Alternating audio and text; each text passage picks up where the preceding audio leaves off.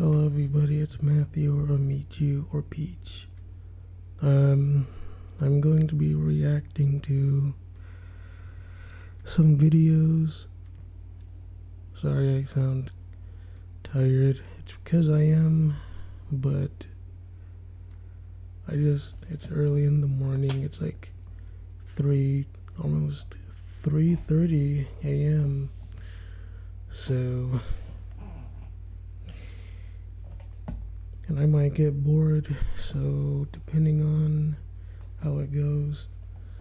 Also, I have some stuff playing in the background. I have a fireplace, lo-fi, a blizzard, some snow, just because sometimes I get kind of bored with, like, I'll probably get bored after a while, and sometimes I'll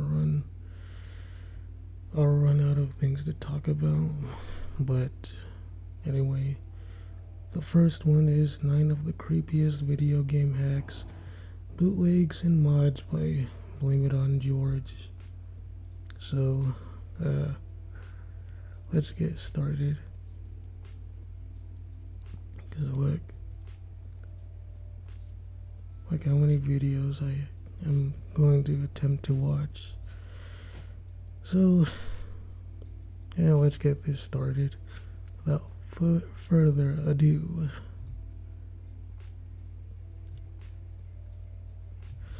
After completing a game, some players decide that the only thing to do next is to relive the adventure. But these guys decided to take matters into their own hands. Okay, full screen is of these games, better. And some for profits, but all unusually creepy and weird. So today, you know what's crazy? I have like 4 video games. I mean 4 videos playing right now at the same time. Luckily, thankfully, I have good internet, so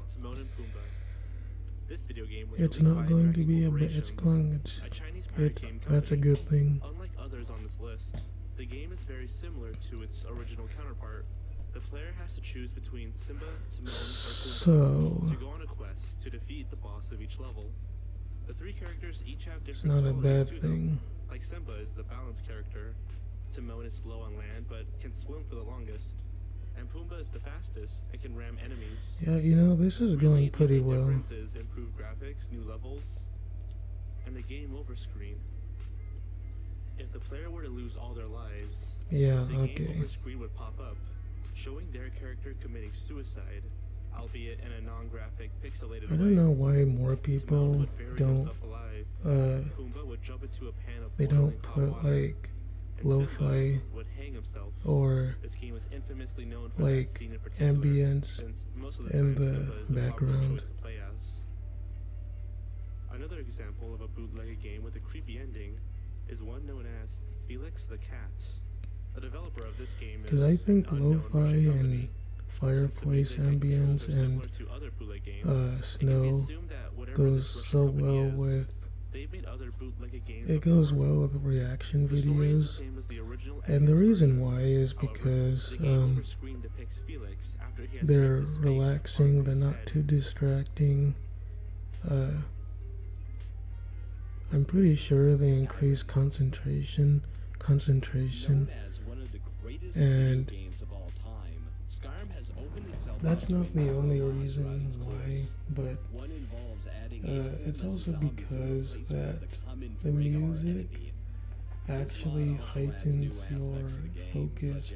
And this is due to the beats and rhythm that lo-fi, chill hop, synthwave, vaporwave, and all that stuff. Replaces all the dragons' faces with renditions of Macho Man Randy Savage. I hope sounds like Macho Man Randy Savage when he the shouts. people who I'm reacting to don't have turning all of the Deathclaws into, you guessed it, like a big fit about Randy it. Savage. Number 7, Earthbound. Toby Fox is a music producer and game developer, known for creating the popular game Undertale. Before that, Most of his early work Okay, so Undertale, Deltarune, Earthbound, one known as the all Halloween were expired by each Ness is other. completely absent from the story, and it instead stars a character named Varric. After learning about the murder of a girl's parents, our hero sets off to find whoever is responsible. While the game looks like a proper Earthbound game, it is coated with black comedy and an overall darker tone. The dialogue from some of the NPCs would be pretty distasteful. One guy had to stand That next was to a kind of sign loud. because of his OCD, or else he would kill someone. You know, I'm Let's sitting talk with the about lights snorting off, and it's mustard pretty and how she had to it's pretty shank a comfortable. bitch, if you know what I mean. Hacks.lyros.net described it as the most descriptive, shocking, Hacks. and most psychologically warping game you will ever play. This game isn't your average Halloween game.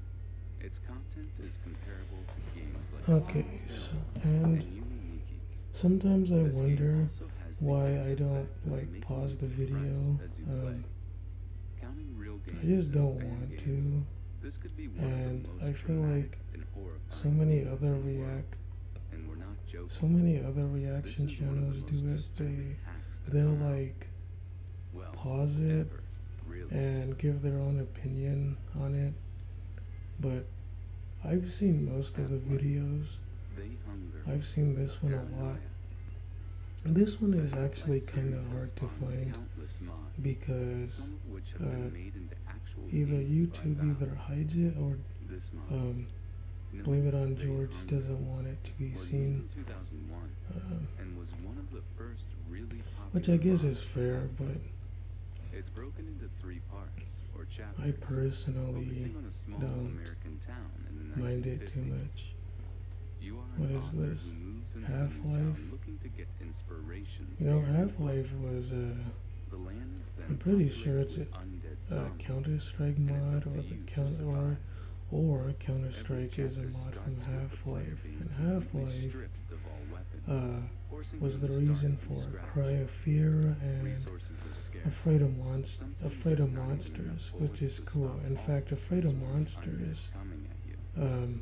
Gameplay is very pretty sure you similar to need Half-Life. Half-Life to even play Despite the featuring game, very little because original it's Half-Life basically content, besides the it's revolver, not just some like sound clips and a mod ammunition. as in it's standalone Another game. mod It's worth a mentioning is one called basically Paranoia. DLC or an You play add-on. as a Russian soldier It looks tasked pretty with fun, though. neutralizing a terrorist So organization. I might However, play through a Half-Life. zombie outbreak occurs and wipes out your entire team, forcing you to survive So it's on pretty your own. cool. This is The atmosphere this Half-Life game They gives Hunger. off is unsettling and Pretty thick sure. with tension, forcing the player to fight his way in abandoned labs and buildings. I like the aesthetics of these games, Ghosted 2. but Ghosted 2 is a I don't mod know, of the I'm classic kind of a game nerd. to Hell on Earth. It's a sequel to the first mod with improved graphics, textures, and even more ghosts. so The what is gameplay this? style Ghosted is 2? heavily inspired by Slender the Eight Pages, as you're placed in a abandoned Okay. building, and you have to locate a number of pages while avoiding attacks from ghouls. The game has a nice variety of locations, such as apartments, hospitals, crypts, and archaeological sites, and so on. Not all So- attacking ghouls are the same. Sometimes it's a hooded creature to look out for, and other times it's a skeleton figure. Wait, wait, Ghosted 2, Played this game as it looks like it has the Doom which guy? can make No, this is on the time Doom a lot engine. more enjoyable and completable. You know, my favorite Doom game is Doom 64. Pokemon. That Doom Escape 64 from is Town. it's very The game was underrated. created by a man named I'm guessing a Pedro lot of Pedro, people don't who like was it is inspired by because the it Lavender Town some of center it creepypasta. was frankly The goal of the game too is to dark, escape Lavender and Town. You can still move around and talk to a lot of the people residents. didn't like it because of that. The other You one can't is walk it's into the next it town was a or lot anywhere slower else. paced You have to than find a different way. the Closing the game with the it's a lot escape key slower doesn't paced than work the as well, original ones. since the game will just reopen itself. When it does, the game will So read the apparently story. now we're looking at Colors will change. Pokemon. Images will screen, uh, the Lavender Town music will begin to Pokemon. Yeah, it's called play. Clues for Lavender escaping will Town. flash up on the screen. Apparently, it The caused set children cause to headaches, feelings want of to commit depression, suicide and due to nightmares. I guess due The Legend of Zelda, to the Nicolas tones. Cage edition. Holy crap, I can't Based on the already talk. creepy game Legend of Zelda: Majora's Mask, But this yeah, game that's features basically it. almost all of the faces, I don't know what to masks, think items, about it. and I don't sometimes really even the care randomness of textures either as Nicolas because Cage, including I don't Link's know, face people and have a shield. right to The go fairies are away, Nicolas which Cage. I Some of the almost characters did. like the Tingle Fairy and Romani are I Nicolas didn't Cage. The sun is yet. Nicolas Cage, and yes, even the moon is The law will Nicolas die Cage. one day, There are random maybe. posters of Nicolas Cage throughout Clocktown. Tattle and Tales In of some Veronica of ways. Nicolas Cage. Um, The water ripple So from we're Nicolas looking Cage, at and a whole now lot more. apparently a Majora's Mask After months of hack, uncomfortable work, and Nicolas Cage there's texture pack basically Majora's Mask is finally nothing. finished, Well, says YouTube user a lot of Criken2, things are one of just the two writers behind Nicolas this game. Cage. Why make this, you may ask? It's kind I wish I of had an answer for you. The truth is, Omar Rashid and I lost the luxury of free but will as soon as we began working on this project. yeah, We had no maybe goal, it's not too bad. only Cage. Super Mario World, So Call of Cthulhu. now, The Super Mario Bros. Series is one of the most well-known, yet simple games in the history of gaming. As such, many fans have created their own versions and mods of the playful little dude, the frame rate adventures looks like it's of running Super at Mario Bros. 15 miles, 15 FPS per second. Call of Cthulhu, which is loosely inspired by H.P. Lovecraft's short story, The Call of Cthulhu. This hack game Ooh, is pretty H.P. short in Lovecraft, comparison to its okay. origin, only lasting 6 levels.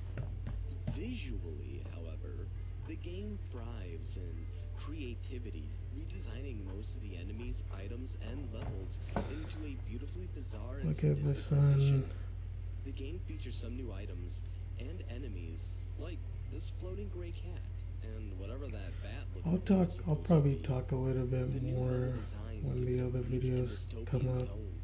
Almost everything is at night, and platforms that float randomly throughout the air. Alright, Have the oddest shapes too. Sometimes they would even I'm be not going anywhere. colorful and black and white. I'm just adjusting. The game ends with Mario traveling in this bloody reddish level with eyes and purple organs. I gotta get Then comfortable. arrives at a tomb where he fights with a malevolent entity who wants to feed Mario to Cthulhu.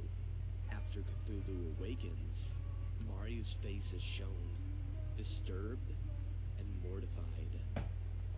The two then fight, and Mario manages to defeat the Lord of Evil.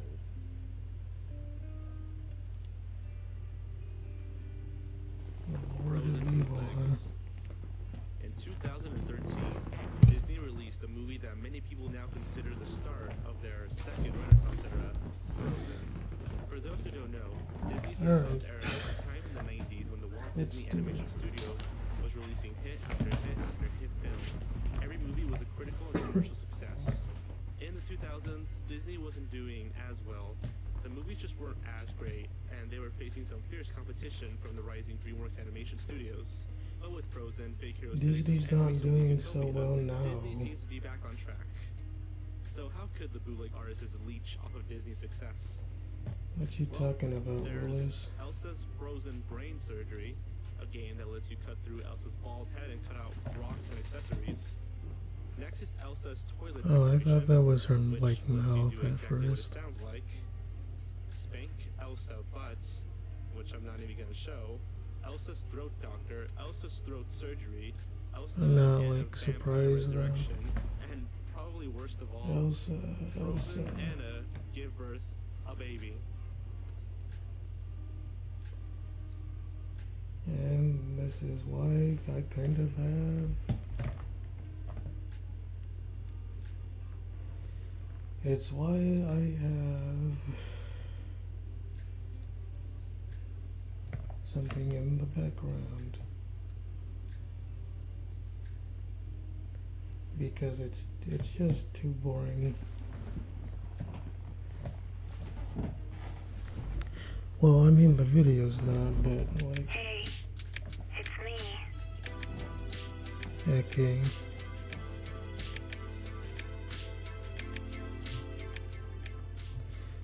Well, that's gonna be turned down a little.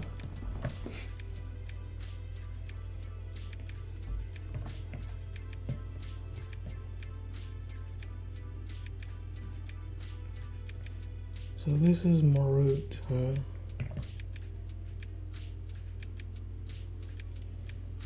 It's Marut.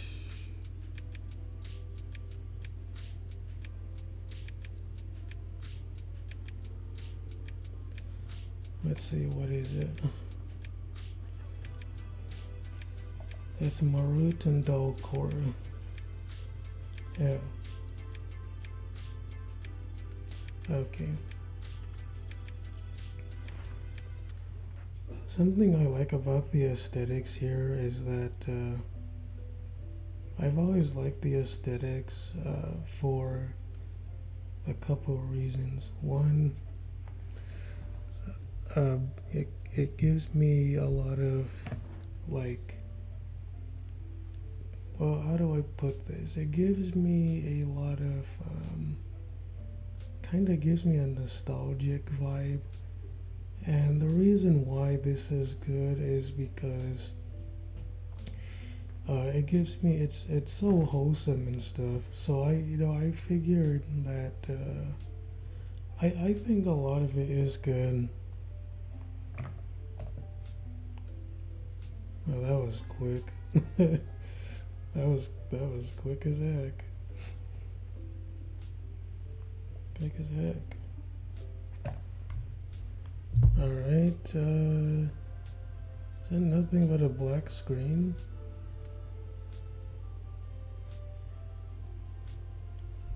Okay, we'll listen to it anyway.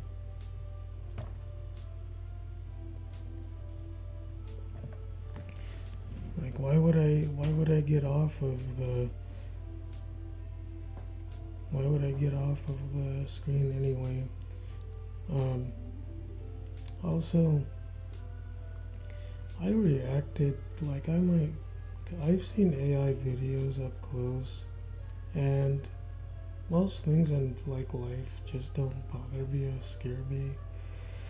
I think a lot of that is I'm just very, I don't know, as I've said in other videos, I'm just kind of laid back and reserved, and it's like, well, yeah, either something bad is going to happen to you, or it isn't, and it's like, well, if you're going to die, it's not, it's probably going to be pretty fast, and then you'll be with Jesus, and so, and plus I've already attempted, as I've said before, there's just not, there isn't much reason to be afraid of. Like, a lot of people in life, they seek validation, they seek all this stuff about validation from others, when really life, I think, is about a couple of simple things. How you behave and how you treat others. If you can justify your beliefs that are consistent, non-biased, and if, so that goes with politics, that goes for theology as well.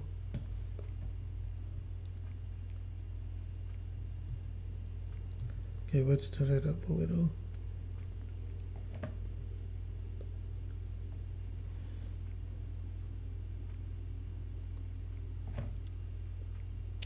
I believe this is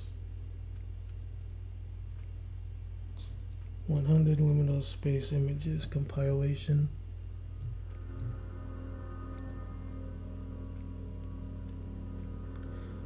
I think that's a little bit better now.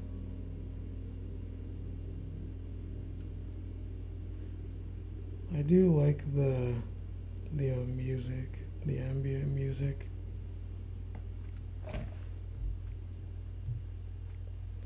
I'll turn it down a little, maybe halfway. Well, almost halfway.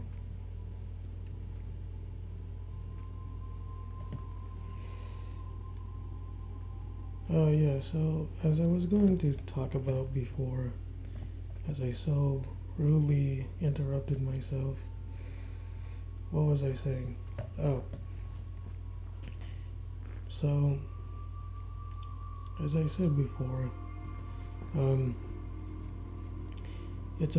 life's about basically a couple of things that it's just about if you can, if you can justify your claims and assertions without having the need to, if you can, for example, dang, I've lost my train of thought. Sorry, sometimes it keeps happening. I don't mean to do that, but it's like, dude, my brain's kind of fried. But perhaps I'm thinking too hard. Oh yeah, politics and religion, I think they kind of go hand in hand. A lot of political people and a lot of religious people, they can't justify their own beliefs without going into contradictions, circulation, which everything is, because a presupposition, if you have any worldview at all, you basically have to go into presubs. But a lot of people don't like the presupposition is because you then have to go into something called Agrippa's trilemma. But I've already gone to that before. I don't really want to go into it now, and I feel like it's kind of redundant to go into it. But life's about treat others how you want to be treated and treat yourself well. Life's about being able to justify and just give your justification for your claims, assertions, politics, and religious people. I think many fell at this. The cosmological argument. I think tag is a better way because tag posits that people who claim the metaphysical doesn't exist, they will say that the mind exists, but they can't know that from their worldview because their worldview posits that you can't have knowledge claims, right? They give a lot of anecdotal stuff that doesn't really particularly, it's not coherent with the claims because it's not consistent. And a big example of this, well, one of the examples is that many people will say that,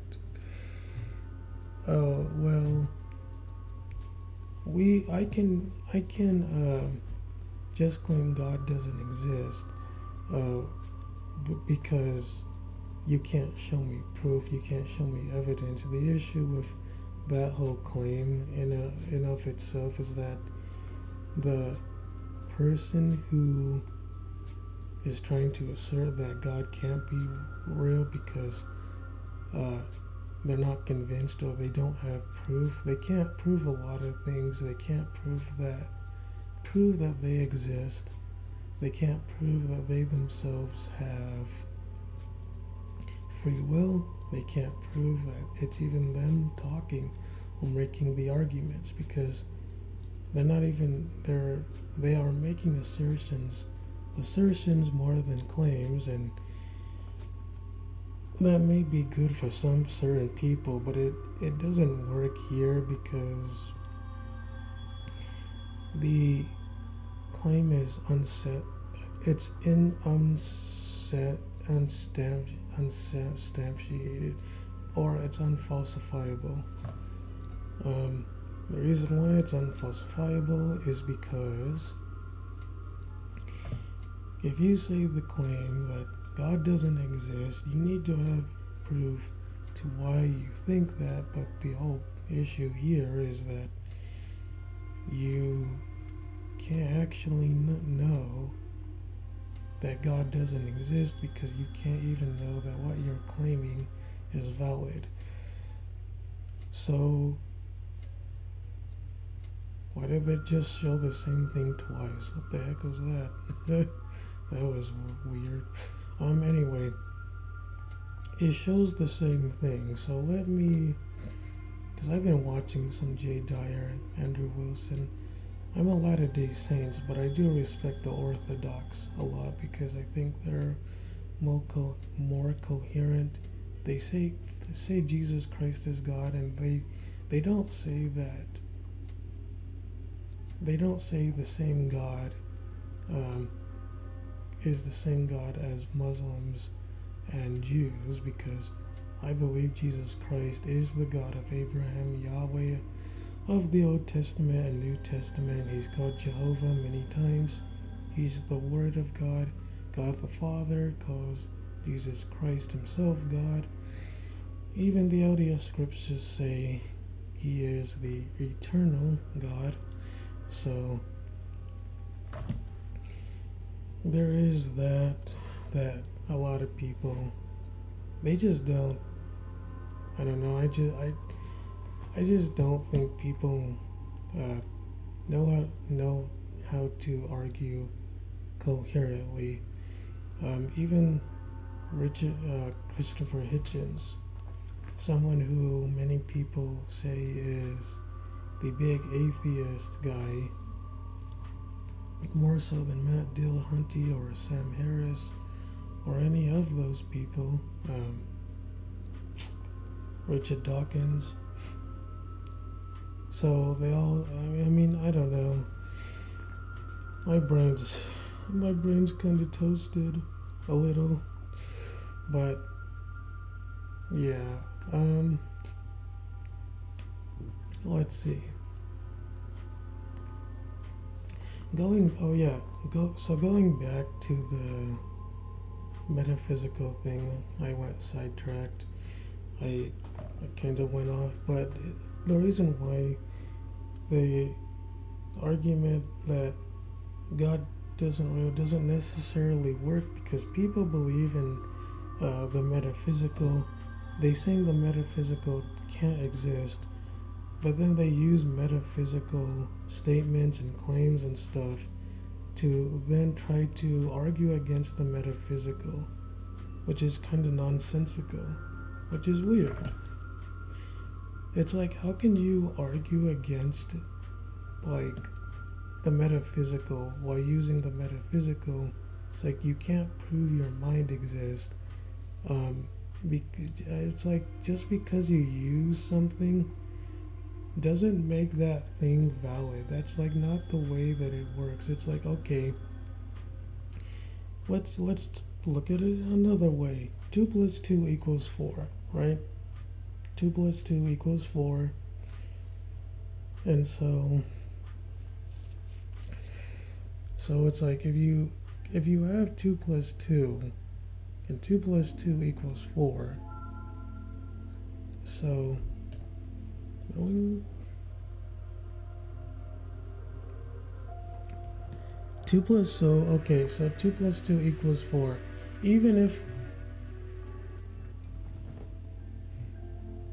let's say it's valid, right?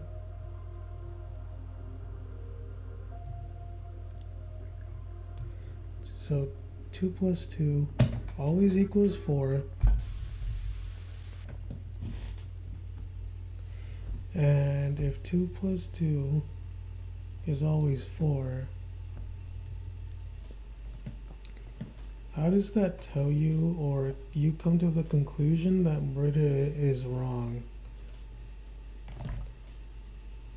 It doesn't really work because you can say, oh, like, okay, so murder is, oh, so 2 plus 2 is is always 4.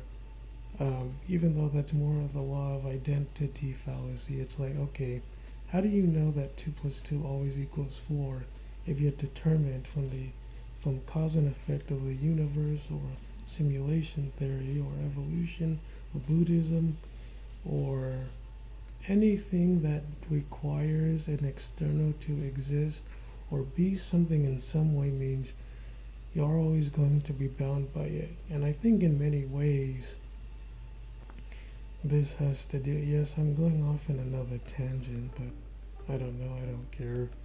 I'm just trying to talk about stuff to, I guess, sort of keep me talking and rambling somewhat. But I don't know. I'm kind of weird. So, if 2 plus 2 is always 4, which you kind of can't even know that it's legit.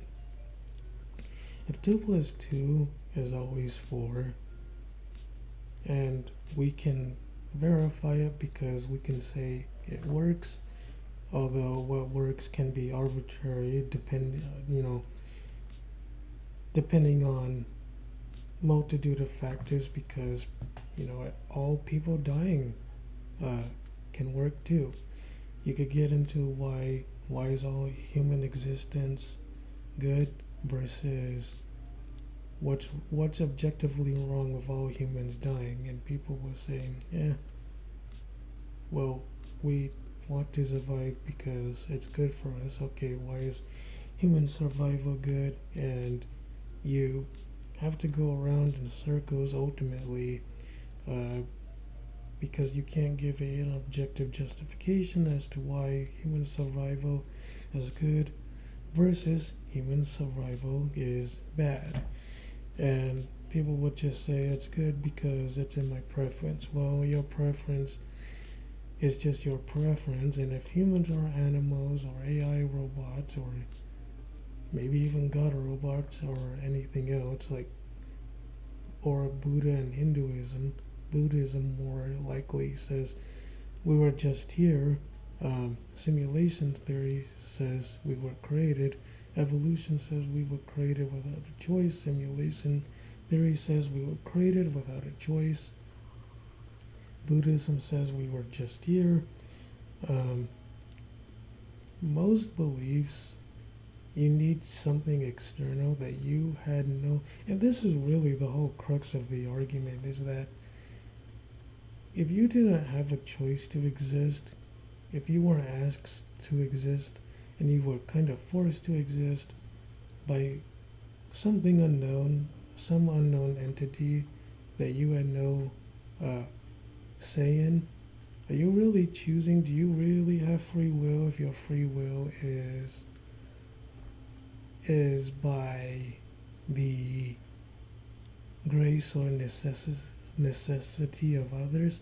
Because most people, they didn't believe they never existed until becoming human. And the reason why I stay LDS Mormon, a Church of Jesus Christ of Latter-day Saints follower, I stay one because a lot of people are not, I don't think mainstream Christianity can answer the reason to why an all-powerful and all-knowing being, which I do believe God is, how can an all-knowing and all-powerful being from God, even if I granted everything God does is good, which I do believe, but let's say for an internal critique, if I was Orthodox or a Catholic or any other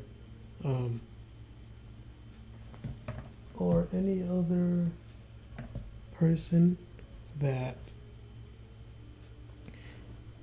I came up to an LDS, or an LDS came up to me and said, hey, do you know how an all-powerful and all-knowing being that we never had a choice in to exist, how can we truly have free will if we're under the will of something else that we had no choice in? And then God creates us knowing what we would do because he's all-knowing.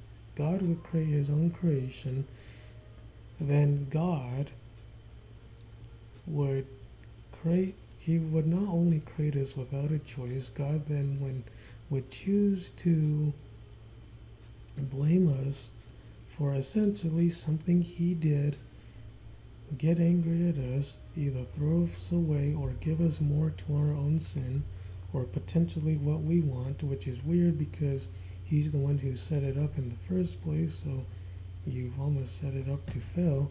And even if we say that you do have free will, do you have free will to be outside of God's knowledge and reigns? Now, I would say a lot of people say, well, you can't have free will like that. And it's like, you can.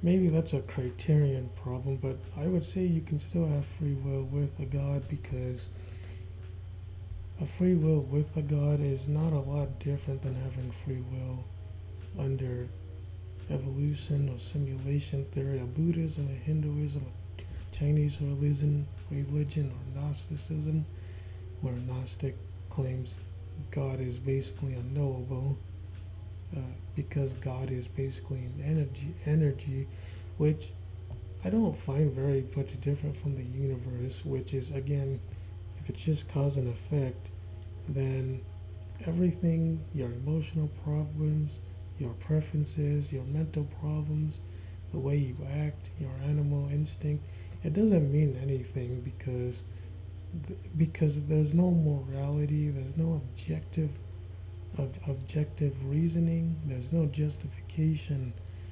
without a giver who is both pragmatic and moral and can give an account and a justification that not only is consistent with itself, but can know things that don't basically fall into relativity. That's a big issue with a lot of beliefs. They don't know how to get out of the fallacy of relativity, and they just say, well, either I heard from this guy and this other guy heard it from God, so therefore this thing is true. And that's not the way it works at all. I think people could do that, but I don't think it's very substantial. I don't think it's very good. I just don't think it works the way people think. Okay, so now we're moving on to Dream Core.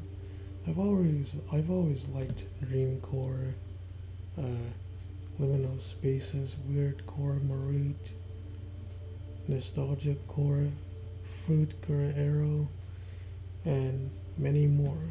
I like weird stuff like this, which is good. It's fine.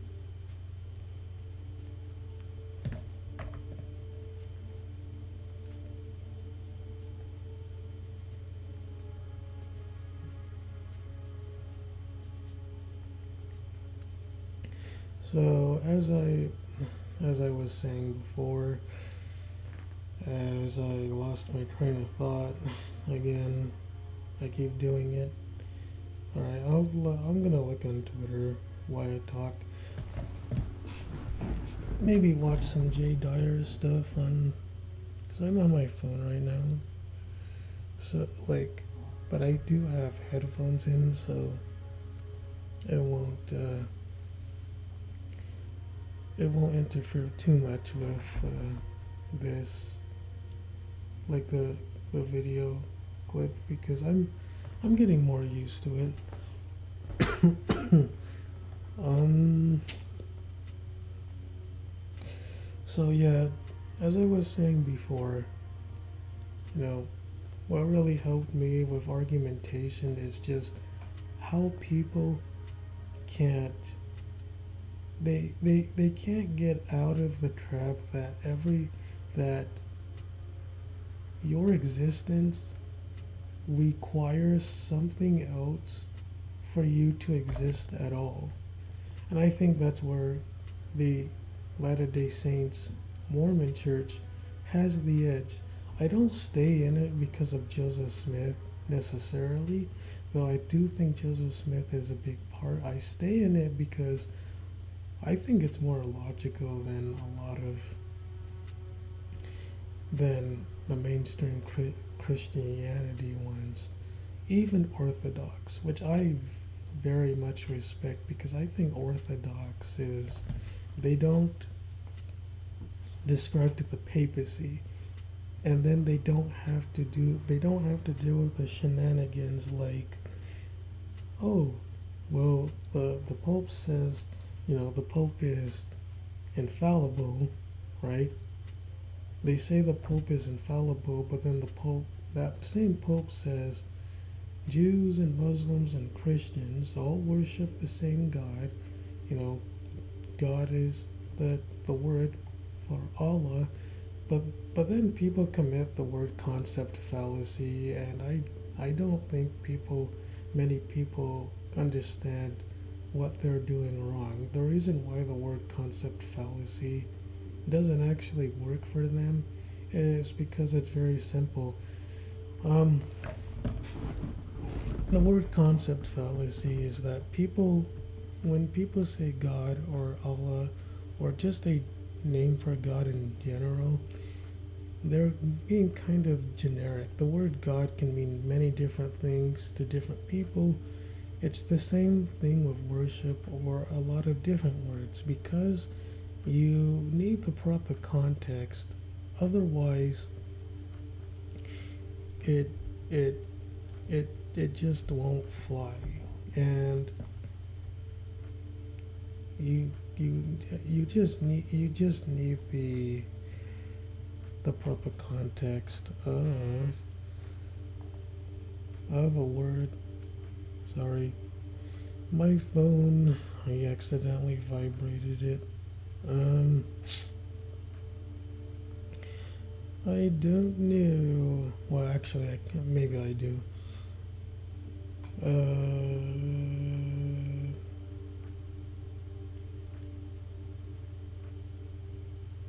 So as I said before,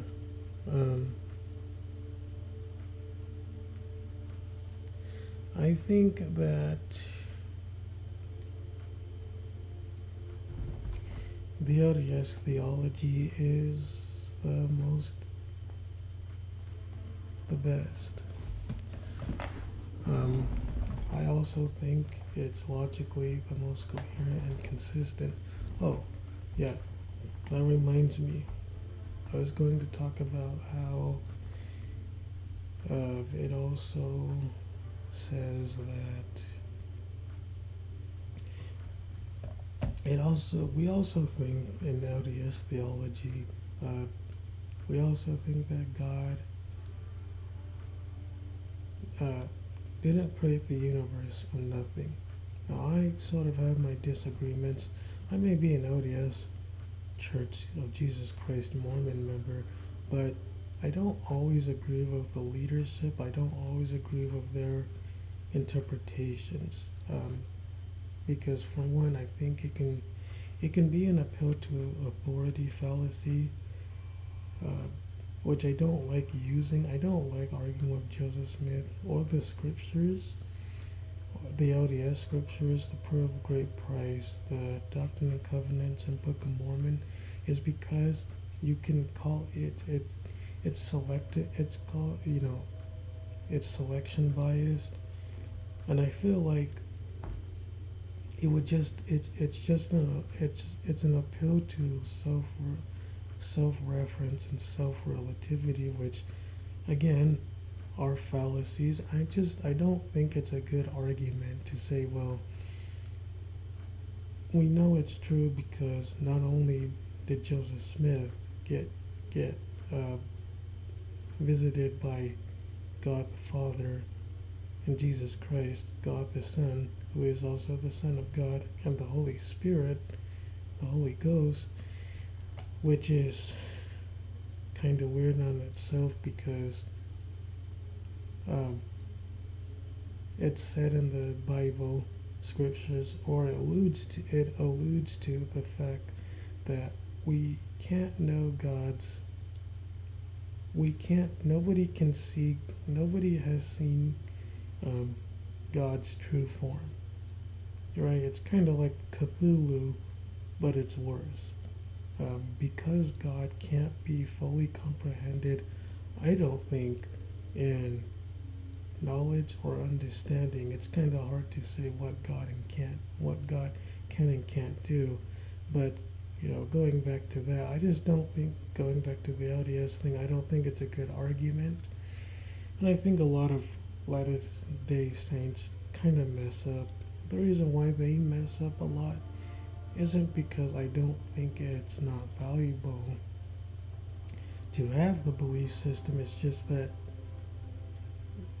it feels like many of them, they don't know how to argue without self-reference. And I think that's pretty bad because people can use their own justification, and you can justify basically anything for any reason, or even if you don't even have a reason, you can still justify it, and then it just becomes down to interpretation, which you can't know, even if you can't know that you're interpreting something correctly, not only because of the inability to essentially know things, if you're just determined from something else which you can't even know, so you can't unfalsify it. But it's even worse because now you are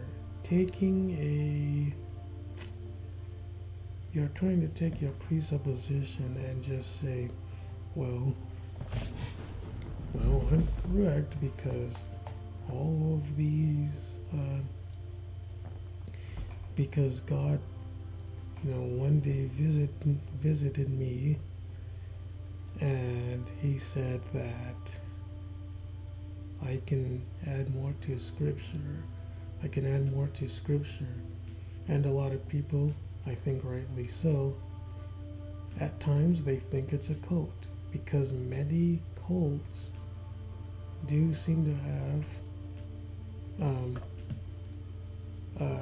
relative with or similarities with Joseph Smith. And if you have similarities with Joseph Smith, and you say, well, look at me, I have, the full truth of the gospel, but nobody can, because the full truth, I believe, is just with Jesus and is Jesus, and so nobody can have the full truth. And in fact, this is impossible, even in the Latter-day Saint Mormon view, I believe, because for one, the Book of Mormon has missing pages. Two, you can't really say that God is bound by the universe or reality or logic if he himself can define it and bypass it. For example, a lot of Latter-day Saints will just say, well, a square circle can't exist, a married bachelor can't exist. And for one, I just say I disagree somewhere. For one, if you say something, you cause it to exist, or be real, or be in truth in some way, I think. Otherwise, how would you be able to say it? Because the concept of something can exist even if you don't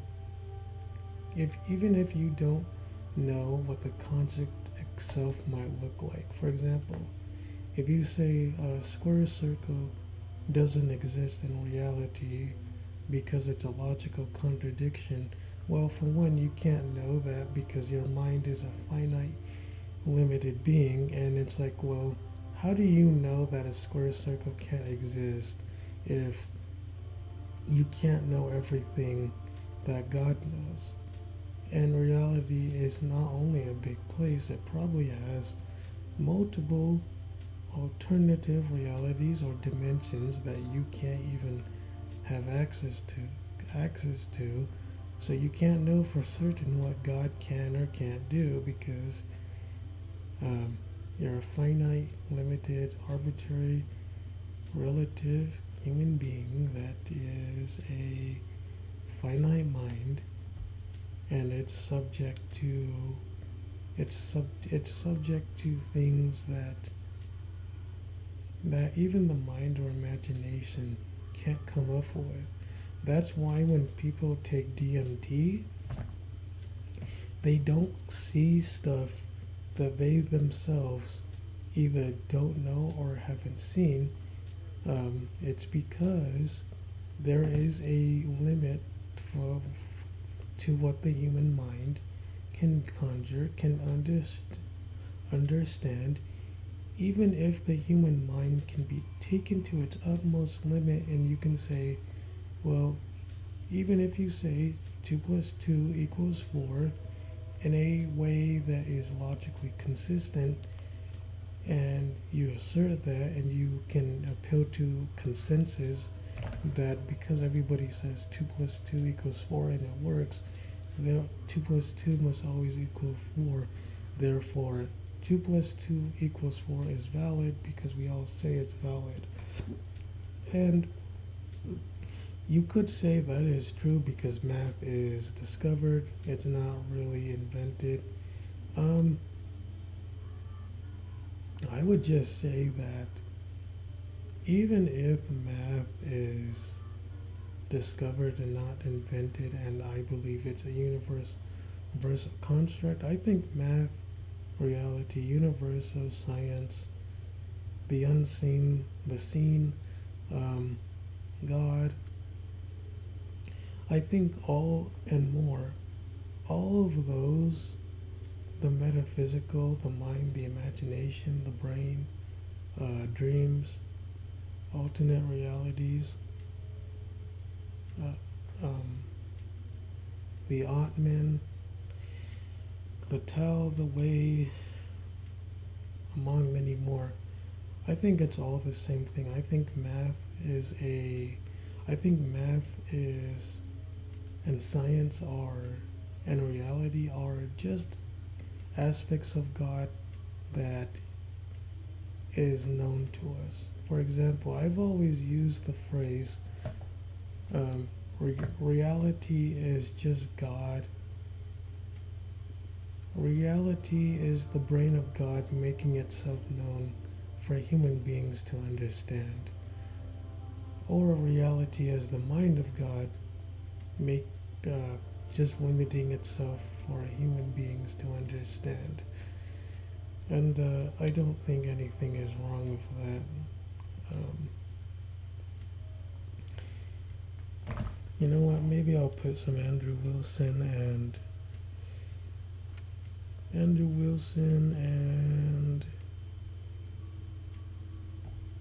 well, let's see. His best debates are probably against Skylar Diddley, Matt Dillahunty, and more because he just does internal critiques. But yeah, so I'm gonna watch that because I'm getting a little bit bored, kind of. Even with the lo-fi and fireplace and the what's it called? Snow blizzard in the background. So, yeah.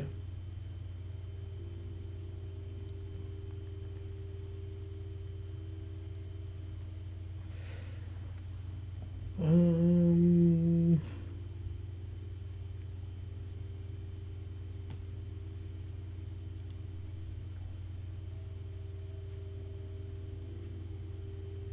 You can kind of hear the lo-fi in the background a little bit.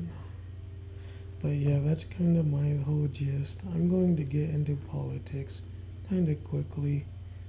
Oh, my eyes are kind of I'm starting to drift off, but I'll try to talk through it. In fact, this might help clear up my mind a little bit so that I can you can take a power nap while getting some rest and then rejuvenate a little bit, so it forces you to become more relaxed but in a zone-like state. In fact, it might actually help clear up my head a little bit. So going into the politics things, so let's try to debunk this very quickly. People who say that societies were better back in the pagan days, Hellenist days, Viking days, ancient Greece and ancient Rome, why they do seem good on paper, and many people have fond memories of those societies, and I somewhat agree, even though I'm not white. I'm only 12% European, but I'm not white. But however, I can kind of see where people are coming from, because back then they have selective bias for the past, even though a lot of those places you would just either die from disease, combat, or war, or just something else in general that you probably didn't have a big say in how you lived or anything you really do. Women even less. So ancient Greece, ancient Rome, you were probably going to be a slave, and probably not a king. You probably not going to live very good. I'm just taking a wild guess. There wasn't, I mean, if you were born with a defect too, which probably happened during those days, you were, I don't know, I guess kind of screwed over it, because what are you going to do about it? I mean, if you're, ancient Greece, ancient Rome, you were born with a disability, mentally, physically, emotionally. It was probably very hard for you if you got sick. There weren't modern doctors. There wasn't modern medicine. There wasn't modern technology. So you kind of just had to deal with it as best as you can, which maybe somewhat is today, but it's not nearly as bad as it used to be. So it's not really a problem. But back then, I think ancient Greece and ancient Rome, I was just gonna say life wasn't very good, and I think people misremember it more fondly than it actually was. I think people just get nostalgia. Not to say there weren't good times or bad times, maybe it was average, but I think the average citizen lives much better today than the average citizens of those times. Going to the Vikings, a lot of Vikings just pillaged each other, and they didn't get along particularly well with anyone either. So actually, they didn't get along with each other, which is funny, because a lot of people will say, hey, look at all these past white societies that I guess essentially got along well together. And this isn't to harp on white people, because I think white people did the most for humanity outside of Jesus Christ. I've said that before. And I'll say that. I think white people don't get enough credit for creating things that we all use. I don't think white people get enough credit for making life better for a lot of other people, and you have to ask the question, if white societies and white countries were so bad along, white people, even if these places are so bad, why does everybody want to go there? Which I think is valid.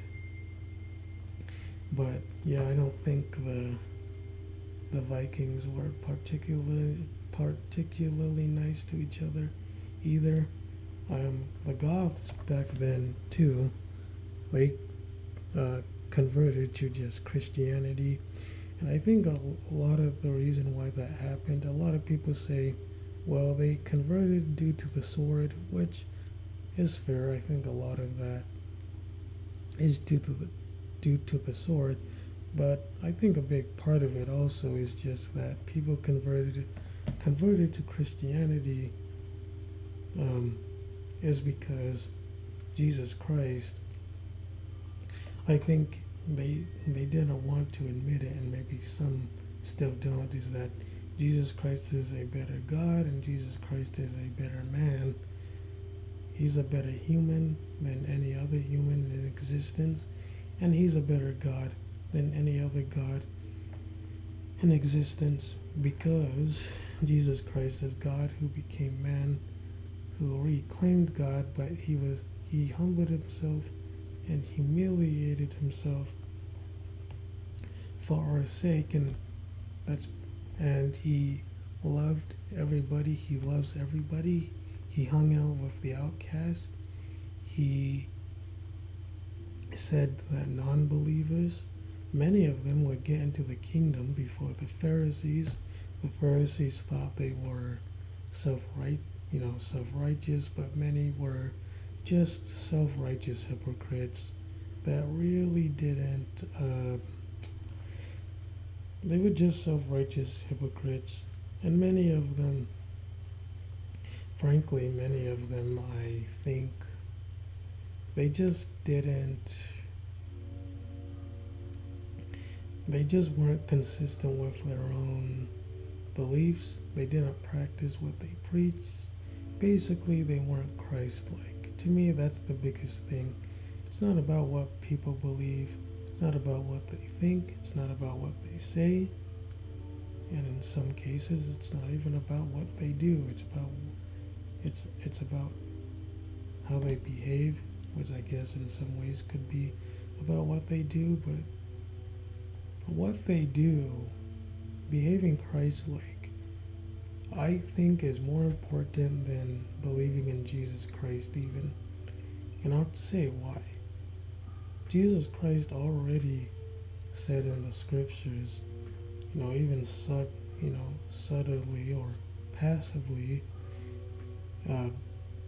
there's a reason why Jesus says to even non-believers that they'll get into the kingdom before others, because even if they didn't see Jesus Christ as the Messiah or God at the time, they still, in my head, they still believed in God.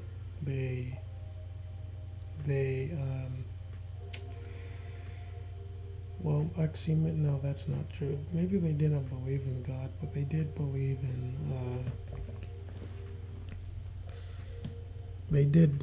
in, see, how long do we have here? Actually, maybe I will stop after this. Dude, I'm getting kind of tired. But maybe it is the case. Okay, we have 5 minutes. Alright, I'm going to finish it up later in the day, probably. I can't do it, I'm too tired, but yeah. It's, behaving Christ-like is more important than being Christian. Many people who say they're Christian don't seem to be Christ-like. they fall into the self-righteous hypocrites that God himself, Jesus, said that many people probably shouldn't do. I also don't think God was unjustified or evil because he flooded the earth or he destroyed Sodom and Gomorrah, because both of those places were very bad. The people there were very wicked. I'm not going to describe what they did, but they did do the R word. They did it with women, the fallen angels, demons, devils. They fell down from heaven and they did naughty things. Sodom and Gomorrah, they had people outside doing it, out in the middle of the street. And that was an everyday occurrence because people who try to justify or make their own values and morals can't really often a justification without going in circles. And even saying something works, as I said before, doesn't actually mean anything because it's just an assertion. And by the impossibility of the contrary, free will in some cases has to be the case, even if it's limited free will, because you're assuming, claiming, and asserting things that don't actually match up to what you believe or what they believe. Oh yeah, I was going to do that. Okay, so very quickly, going back to the callback to the things, how the past was better. A lot of people, also white people especially, they have this misconception of Nazi Germany, but Hitler and Germany helped create the state of Israel, maybe, with something called the Havara Agreement. Where it sent Jews to Palestine, and that could have helped create the modern state of Israel, which I wouldn't be surprised, which means Nazis and Hitler potentially could be controlled opposition by the Jews so that people can have the illusion of choice or the illusion of a side when all sides it's all theater.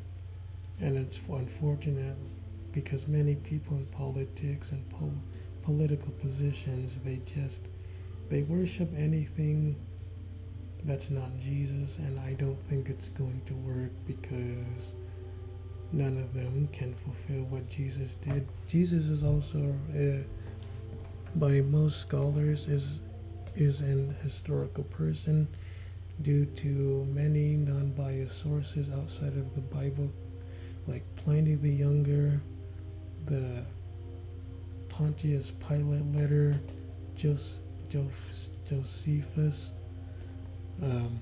Tacitus, the Annals, and many more. Many scholars, most historians, even non-believers, atheists, agnostics believe Jesus of Nazareth did exist as a real person.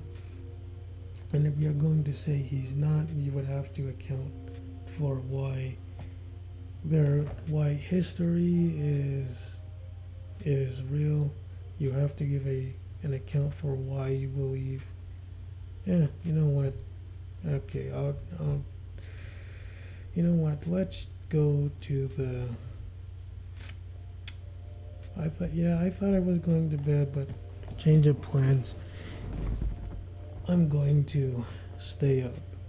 I'm going to try.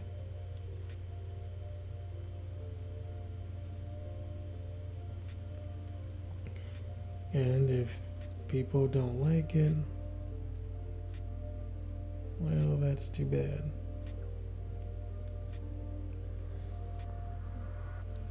I don't know if I should put some Jay Dyer or Andrew Wilson in the background. And, maybe I probably shouldn't because I don't want to use their stuff without permission. And frankly, I think I've done a good enough explanation on on my own. But I'll try to take a power nap, close my eyes, but still keep it going because I'm having a good time with this.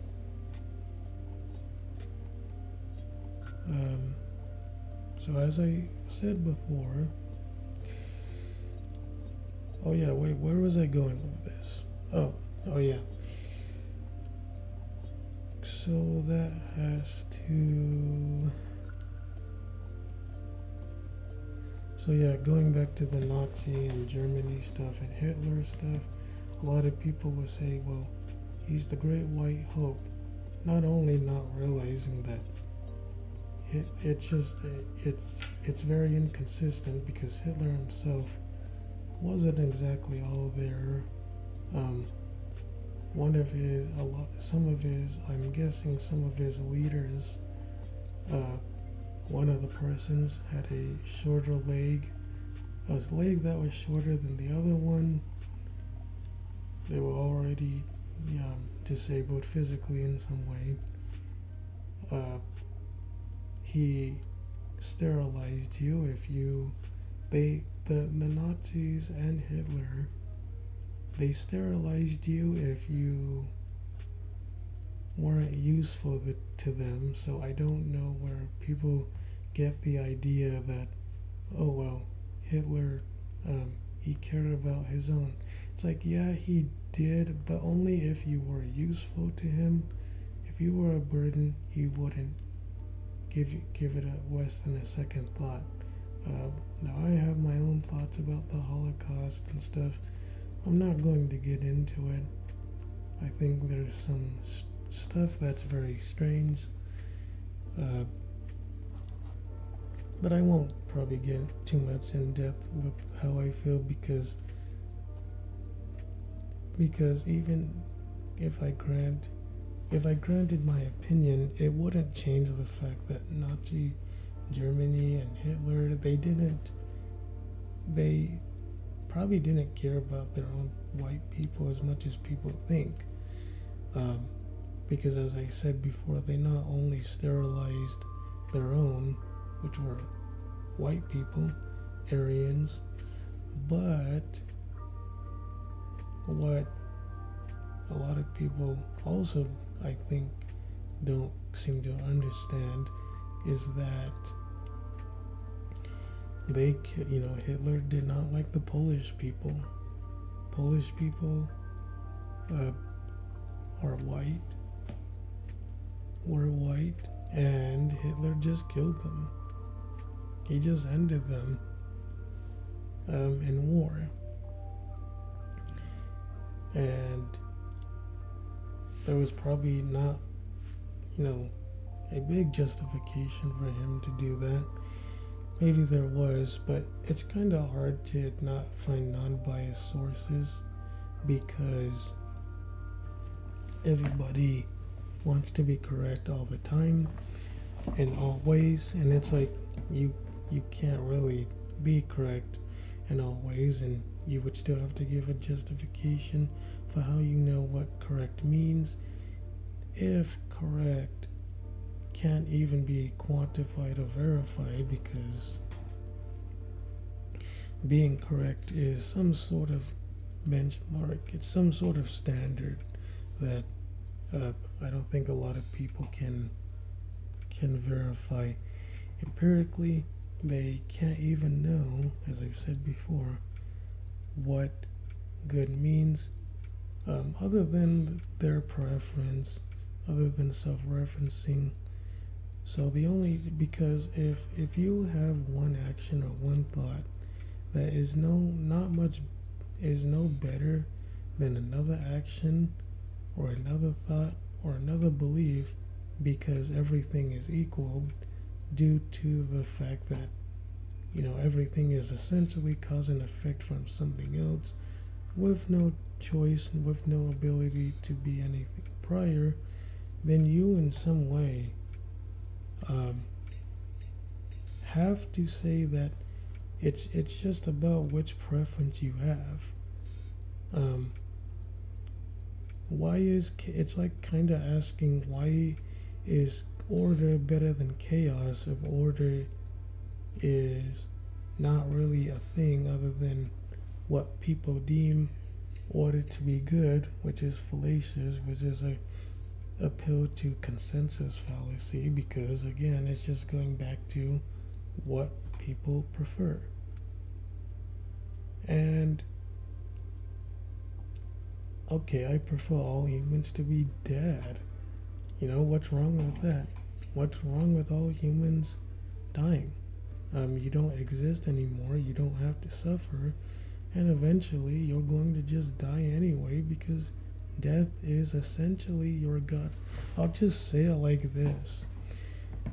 If you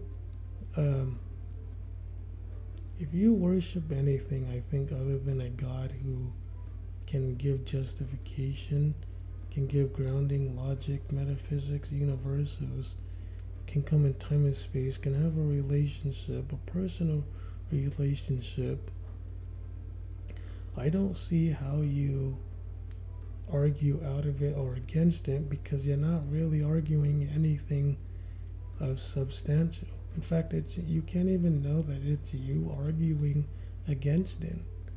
You're just saying that, well, it's my preference and it makes me feel bad. Okay, that doesn't mean anything. You're just asserting that, well, I'm correct and I know what's better. It's like you don't know what that means, because there is no better in that word, in your worldview. In fact, there is no better objectively.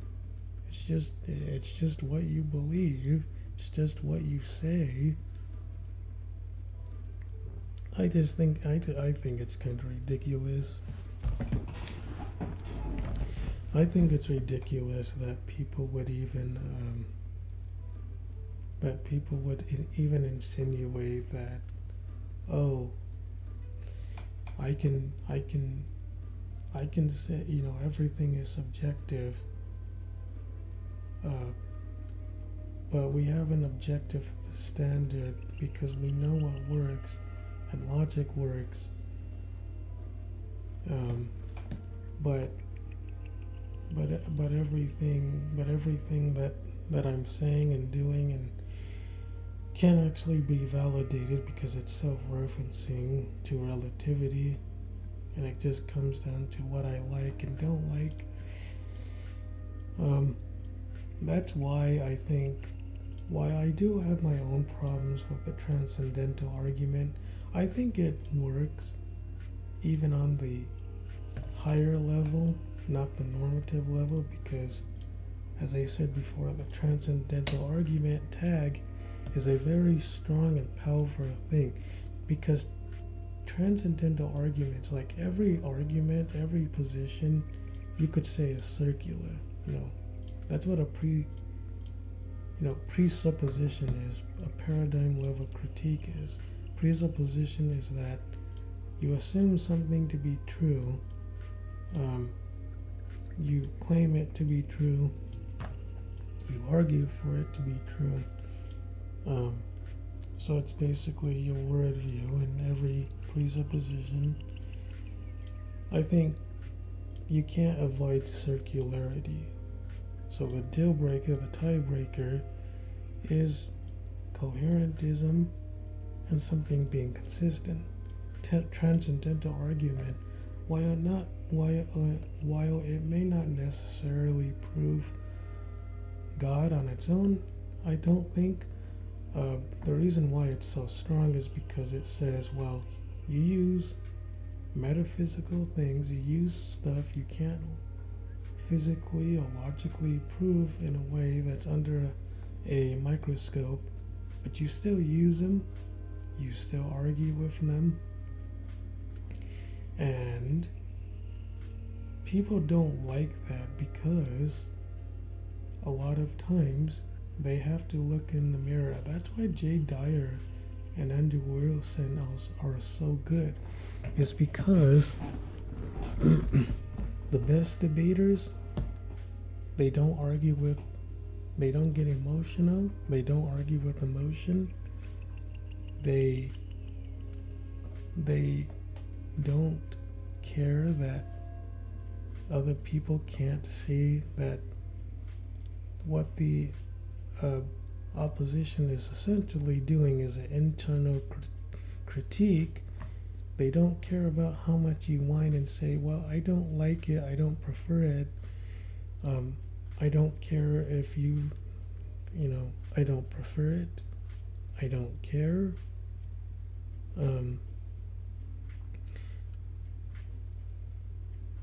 And I don't need to justify my own beliefs because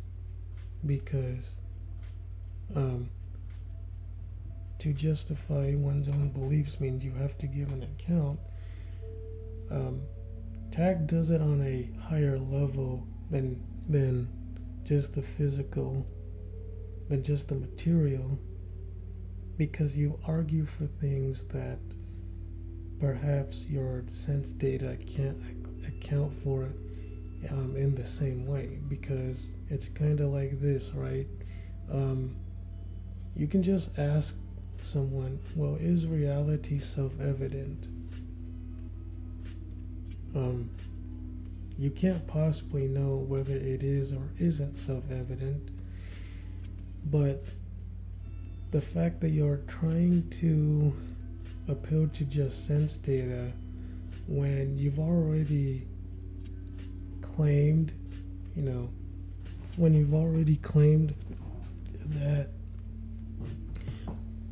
that we can't ultimately know what's true, then it makes a lot of stuff what you say invalid, or it makes it very hard, if not impossible, to be able to debate correctly, or in a way that you can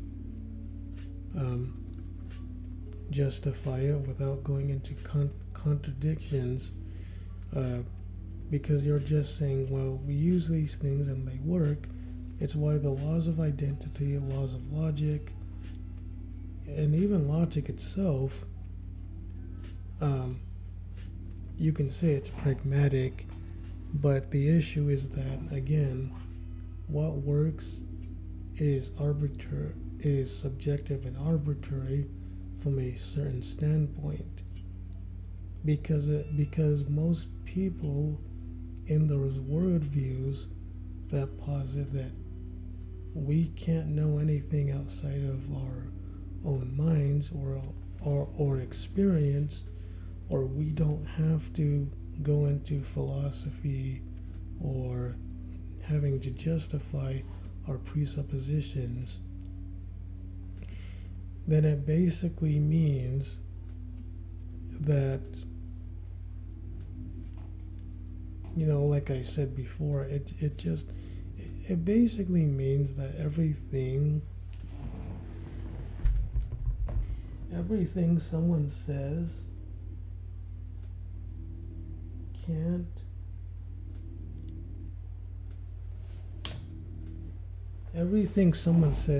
and won't be able to be it won't be able to be justified.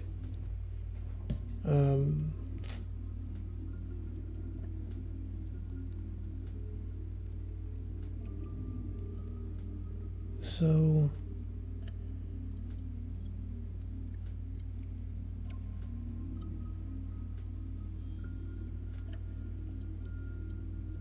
I can't hear the blizzard, but yeah, it's like people just, I don't know. I think that. So let's look at this. I do like these scenes on this video, even though it's basically blank. Well, I talked a lot about metaphysics. I talked about politics, theology. I talked a lot about justification. So what else should I talk about? I guess I could talk about power scaling, perhaps for a while. So let's just get into power scaling a little bit. I am a power scaler somewhat. I've been like scaling stuff since like, well, I don't particularly remember, but I remember going on lounge forums back in 2014, and I would argue stuff about, like, I kind of stunk at it. I would put Bugs Bunny against Goku. This was back in like 2014, 2013. No, this was back when I had like a PlayStation 3 and Xbox 360.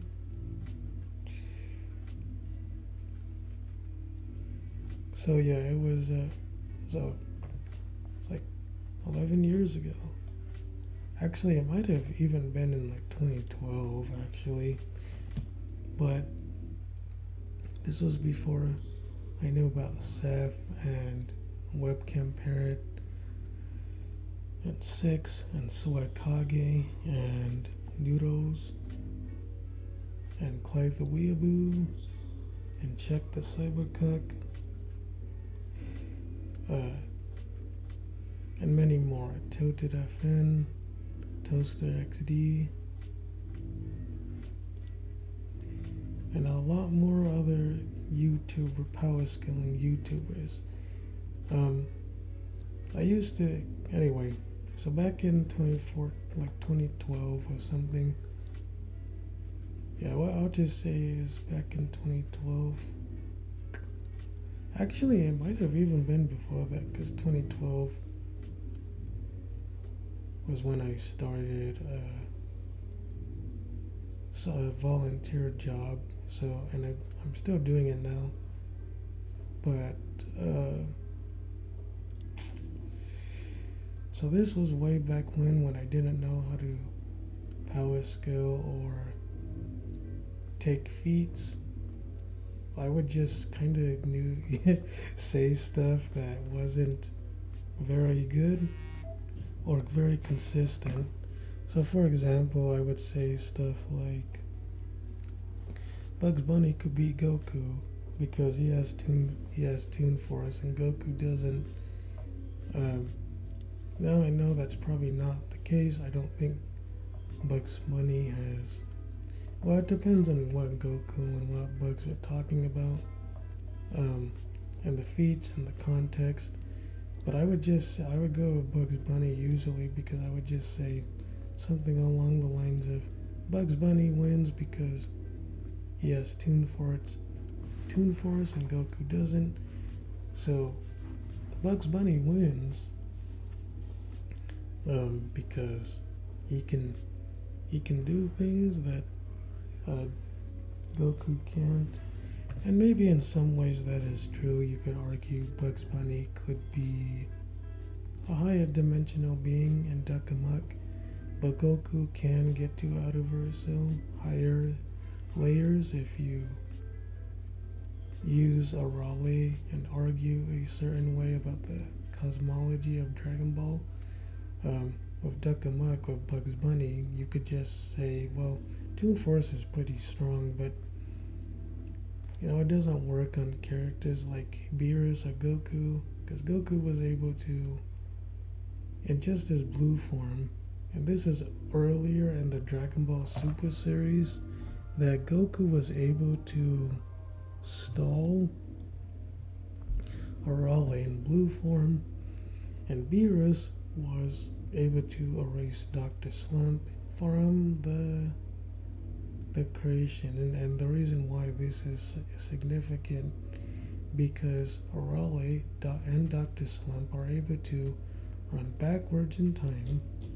Goku scales to her, probably scale, I would say scales higher, but either way, Goku, at least in blue form, early in the series, is able to match Arale. At least making him on the same tier in durability, AP, attack potency, destructive capability, strength, and so on. Goku was able to fight as at least a hyperversal character because Arale was able to transcend her dimensions, infinite dimensions, infinitely over and over and over again. And because she's able to go above her own multiverse numerous times, she would just be up there numerous times. There's also, you could just say she scales that way due to something called dimensional tearing. Dimensional tearing has to do with cosmology and stuff, which is why when people argue, and well, before I get into irrelevant versus boundless and stuff, I think if you use Duck Amuck, I think you can get Bugs Bunny to 4D, if not hyper, if not higher, because Bugs Bunny was able to manipulate all of reality, and all of reality could mean something like from something like the observable universe to something to all reality could mean all things in existence, the cosmology. It could go to how Goku, for example, you could say, because depending on, because cosmology size matters, because if you have two characters that you could argue have the same feats, have the same strength, do a lot of roughly similar same stuff, and you can highball them or wank them into tiers that are beyond what at least they've shown, because you can be higher than what a feat shows, then you could just you could imply that an irrelevant character and a boundless character and characters that break the speed formula, irrelevant speed, you can't really apply L of no infinities. You can't apply speed equals distance divided by time and divided by distance, because irrelevant speed means you can be in multiple places at once, not due to your presence but due to your speed. So if you wanted to be in the past, present, and future at once, and you wanted to be in another dimension while being in a completely different time period or time space, that would be irrelevant speed, because it wouldn't make sense from a standpoint. It's the same with irrelevant and boundless characters. At least with Outerverso, you can just say Outerverso characters are still in some ways limited by just very, very high math of infinities, Aleph nodes, Aleph cardinals, Aleph sets. But if you want to, say that to a boundless character or a relevant character or an extraverso character, you could say that now, or metafictional or extra fictional, higher fictional character. I would say that boundless is still underneath a metafictional character and an irrelevant character, because boundless, people say, oh well, there's there's still there's there are boundless is above the Turing system, but that can't be the case necessarily all the time, because you're still being bounded by the Turing system, even if you say it's not. However, if you want to go multiple layers into boundless, I guess you could have a case. But then it's like, well, if you have two boundless characters and they're essentially unlimited in any fictional way that at least math and any affinities could perceive, do, or perceive, or calculate, how do you infer which boundless character is more impressive than any other? Well, I think it just has to go into cosmology. It has to go into theories and theoretical stuff that you can't calculate, because you kind of have to go into make-believe stuff. You have to go into real life, I think, cosmology, because at some point you can't measure a character in the same way that you would measure a universe character. How do you calculate a character who in some ways is not bound by the fiction that they're in? But here's why I put irrelevant characters above. Here's why I put fictional characters above characters that aren't. I put irrelevant characters due to the fact that I think irrelevant characters, at least in speed-wise, are the highest speed tier. So if you can't calculate that's already, I think, a good start. Also, another reason why is because boundless can have multiple layers into it. So boundless layers upon boundless layers of many infinities of boundless onto itself. However, irrelevant would just break it, because you're not even held back by infinities. I mean, you're above the infinity of infinities, of boundless infinities, and so it's irrelevant, because you can't even apply you can't apply logic to it in a way that the human mind can understand or calculate. So I think irrelevant is higher. I think I think God Fusion Goku, you could say, is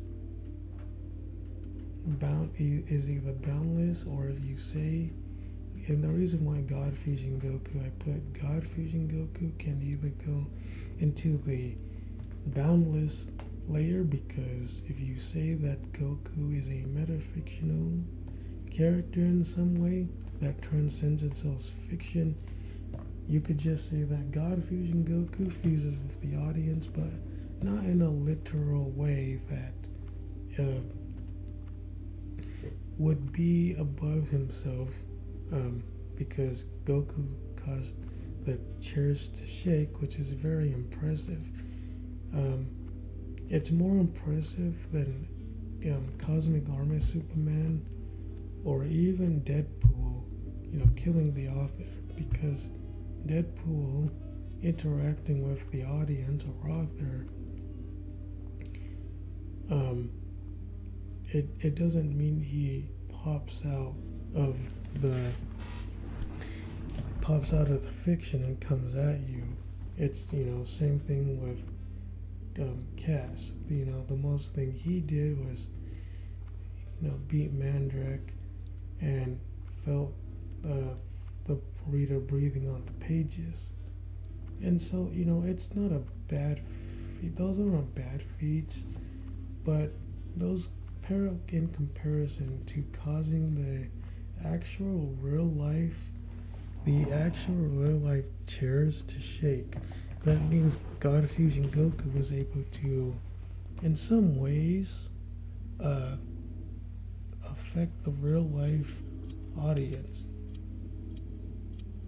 Um, but if you want to take it a step further, and I guess potentially wank off Goku, God Fusion Goku, you could just say that God Fusion Goku can be wanked to irrelevant and metafictional because if you take it to its utmost, God Fusion Goku would actually be see fiction as fiction, and you would be literally fused with the audience. I think God Fusion Goku, if you take it to his utmost, that's why I say God Fusion Goku is one of the most powerful Gokus I think we've seen. I think God Fusion Goku is above Xenoverse Goku. I think God Fusion Goku is above Jump Force Goku. God Fusion Goku, I would say, is above CC Goku. God Fusion Goku, if you take it up to its utmost and you would say, well, fiction is, how we see fiction as fiction, which even irrelevant characters in fiction, I don't think can compare to irrelevant in real life, because irrelevant characters in fiction and metafiction and boundless still have to have real life to exist, even in those infinite layers of boundless layers upon irrelevancy, because irrelevant means that everything is irrelevant except to itself. So you can't even calculate what it means because it's just logic and reason and math and measurement and science and words, and even reality itself I don't think is able to describe what it means to be irrelevant. And that's why I think so then if I come to the conclusion that irrelevance is higher than boundless due to the statements I made earlier, what about an irrelevant character versus an irrelevant character? Because I think if you are irrelevant, you're either omnipotent, which might not even exist in fiction because of not only, I think, contradictions, but of the fact that, there's probably fiction that you don't know about because it doesn't get published, and then you would have to kind of prove that fiction is affected by any other fiction, a la SCP or Word of Darkness, which I think might be the most powerful.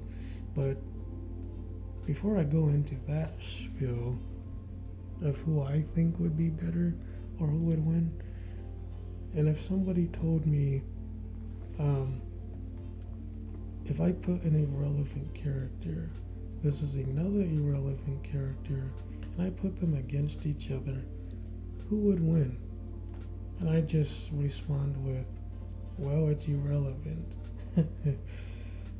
I would say it's irrelevant because you're not playing by the same rules anymore, if there are any rules anymore. You can't calculate really anything from a logical standpoint. You can't really be consistent. It's too hard for the human mind to comprehend. I think. it's just not worth it, because I think you would have to then go into cosmology, but maybe even cosmology is irrelevant, because if both things and both characters are irrelevant to where you can't even calculate it, it evolves into basically make believe, or you have to go into real life stuff. Now, Seth the programmer did say that boundless characters, if you had one boundless character versus another boundless character, how would you determine who wins? And he basically, he said, and I agree with him, he said, you basically have to chalk it up to make believe, or if you had to choose, you would essentially have to, say that a character versus another boundless character, they would a boundless character versus another boundless character, it just comes down to cosmology and which one's bigger. And I think that's the only way you can actually do it, because otherwise you're almost diving into nonsensical stuff. You're going into you're moving away from fiction into real life reality, real life irrelevancy in some ways. And then it's like kind of like who sort of has the bigger dick. And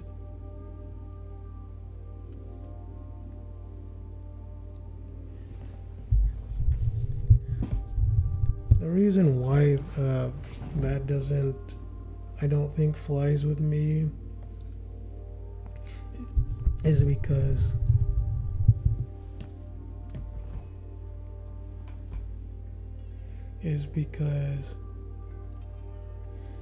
that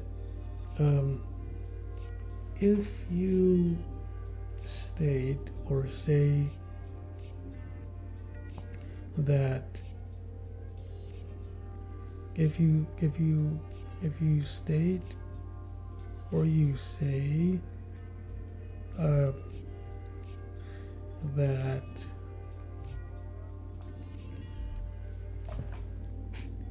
if you state that one character can be another character, either if they're both boundless or both irrelevant, then it just goes into imagination, and you're kind of just stuck at making up your own interpretations of things that you might not be able to qualify or quantify in a way that can't happen without a cosmology.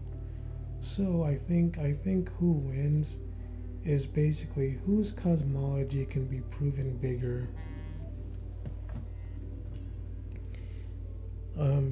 I think that's the only way to do it.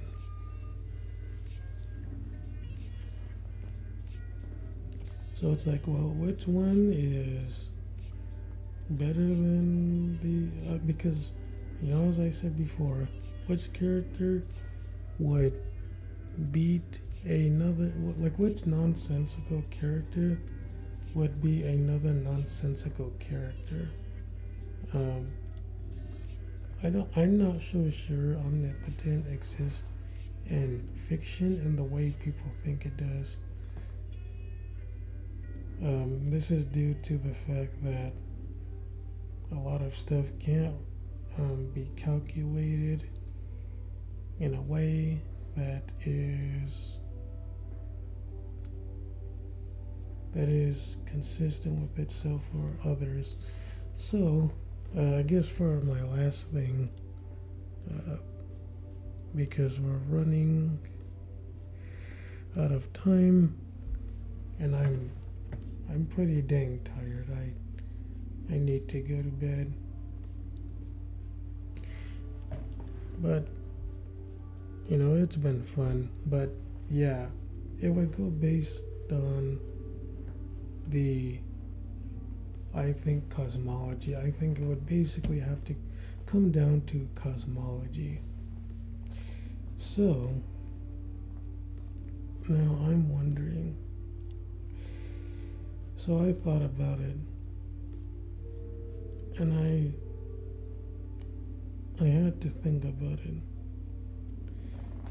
Based on my research, it would either come down to I am from the Word of Darkness versus the normalcy from SCP. Now, I'm going to give two answers: the composite one and the non-composite one. If it's non-composite, I think it's a tough matchup, but I think I am from the Word of Darkness would beat out the SCP the normal one, the canon one, because it doesn't have the composite cosmology. It doesn't have as much backing based on the research I've done.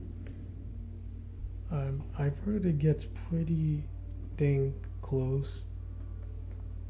It's kind of white. It's kind of like the white light from those novels. That the white light is basically Jesus Christ in those novels.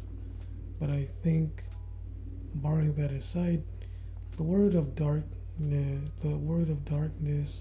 and I am would be the SCP. Now, if it's composite SCP, then I think the normalcy wins, because the SCP is composite. Apparently, it has quite a bit bigger cosmology than the Word of Darkness, and I think the Word of Darkness can't take on composite SCP. I think composite SCP might just be the strongest verse in all of fiction, due to how insane and absurd it is. You can't really calculate it, and I think a lot of people underestimate the SCP. So I think composite SCP is the top, then it goes Word of Darkness, then it goes normal SCP, then perhaps the other fictional universes in fiction. Because both the meta-normacy from SCP and the I am that I am from Word of Darkness, basically, they're just stand-ins for the avatar of God. Kind of like the stand-in for Jesus. But the last thing I'll point out is that even if I grant everything, let's say a character that is irrelevant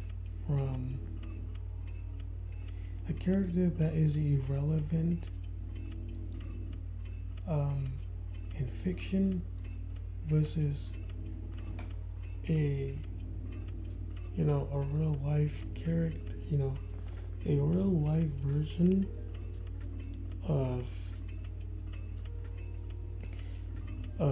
like Jesus, who is omnipotent, irrelevant in real life. It's like an irrelevant person or being that is stuck to the same extent as an irrelevant character from fiction is. the it's like saying who would win between the real life Jesus versus a Jesus that is portrayed as a fictional character avatar. It's like the avatar for Jesus in real life is a much different entity than the avatar than non-real life. Because a character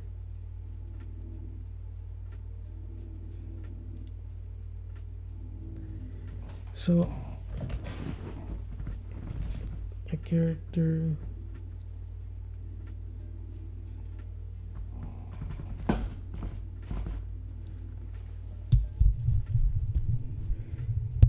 so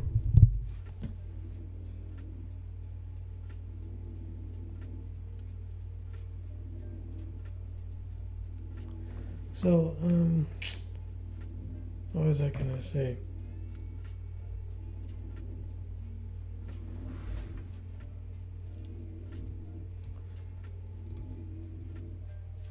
Alright, I'll do this later, maybe some other time.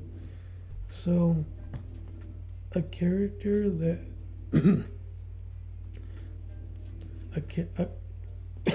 dude, what the heck? Okay, my throat's getting weird. So, a character that is parched. I mean, well, no, wait, no, my throat's parched. What the freak?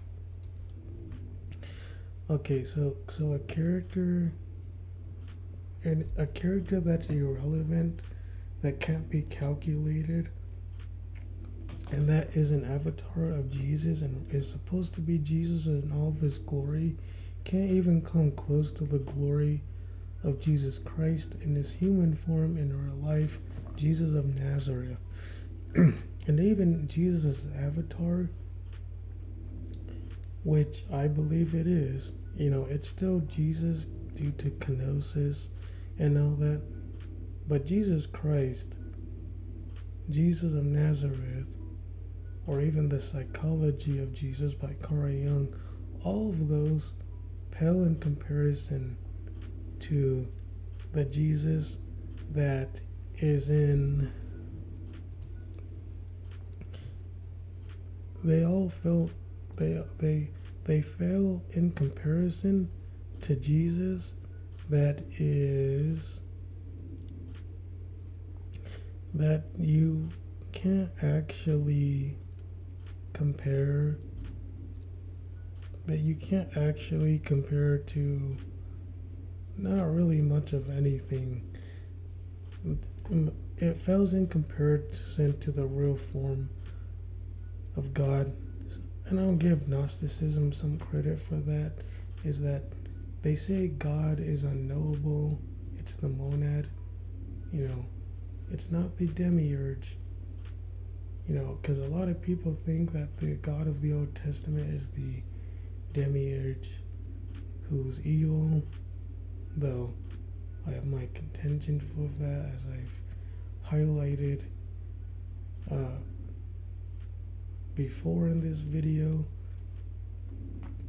The monad, the demiurge, God, I believe God can't. If Jesus Christ isn't God, then I think God is basically unknowable. And Jesus Christ, a real life avatar, not the psychology one, not the fictional one, the real life avatar of Jesus, who is God in human form, cannot be even compared to his true form. And even the human form, people can't really calculate. That's why Jesus is not only cool, but Jesus Christ is very intelligent in ways that we can't even fathom. So when people try to put limits on God and say, well, God can't do this, God can't make a square circle, God can't make 2 + 2 = 5, God can't make an unmarried bachelor. And I say God can, we just can't comprehend it, we just can't understand it. For example, Jesus Christ himself is a married bachelor.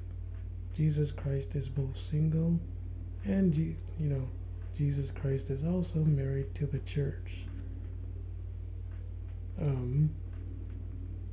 So the contradiction is squared by that circle by just by God being able to